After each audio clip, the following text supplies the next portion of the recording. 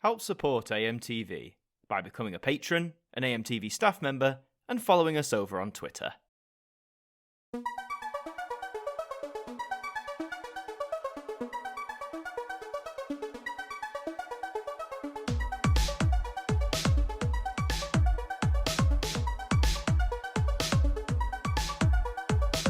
Hello, and welcome to the Ident Review Extra, the spin-off show that takes a look at one individual ident each episode and gives it the review it deserves. And this time around, we're embarking on a journey through the rhythm and movement idents that represented BBC One between 2002 and 2006. Our marathon takes us to Africa to meet members of the Massai.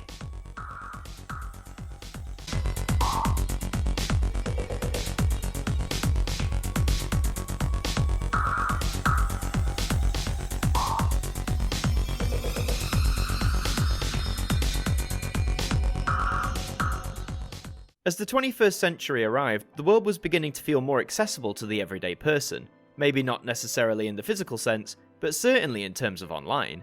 The internet allowed the world to be looked at in a new way, with millions discovering new places and people via the World Wide Web. However, traditional television continued to deliver on that remit as well, particularly with the BBC. The rhythm and movement idents already have showcased a willingness to display people of all kinds and cultures, and that is exemplified by our ident today. So let's have a look at Massai.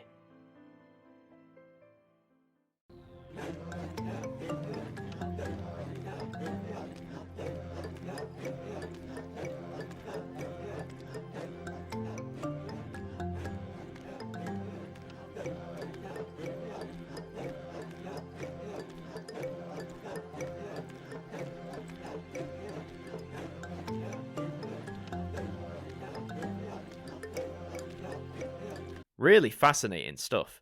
The Massai are a tribe located in parts of Kenya and Tanzania, with a population of roughly 2 million. One of the most standout features for which they are known for are for their unique customs and dress, which is brimming with detail if you use an eagle eye. Appropriately, this ident features native Massai members on location in the African savanna, another opportunity for BBC One to showcase not just the UK, but different parts of the world. I could definitely see this being used as part of the BBC World Service, a vital component of the corporation, particularly for English speakers living abroad.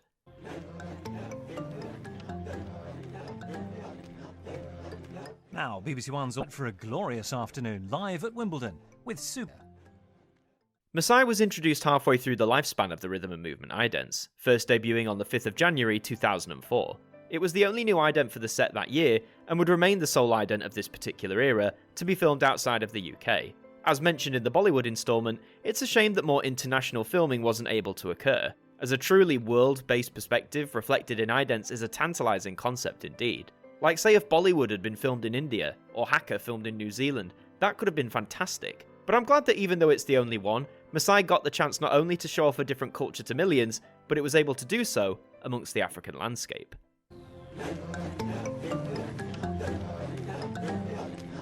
Disturbing the past and unleashing the ancient forces of evil now on BBC One, Brendan Fraser and Rachel Weisz have woken the mummy.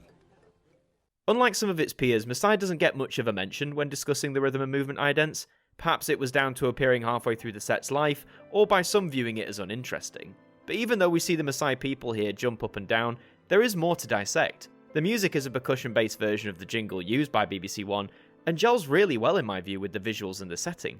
It may not have a great deal going on compared to some other sequences, but in my view it achieves the remit of both the set and the BBC as a whole, to provide a service at home, but also abroad, to introduce audiences to concepts they aren't familiar with, to show them different lifestyles and cultures, and hopefully, they'll learn something.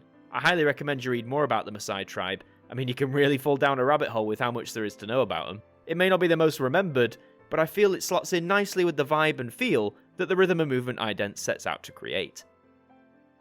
And so that brings us to the end of another episode of the Ident Review Extra. If you enjoyed this look back at Massai, then please leave a like, comment your thoughts below, and subscribe to the channel for lots more ident related content. I've been Martyn from AMTV, thank you for joining me, and I'll see you next time.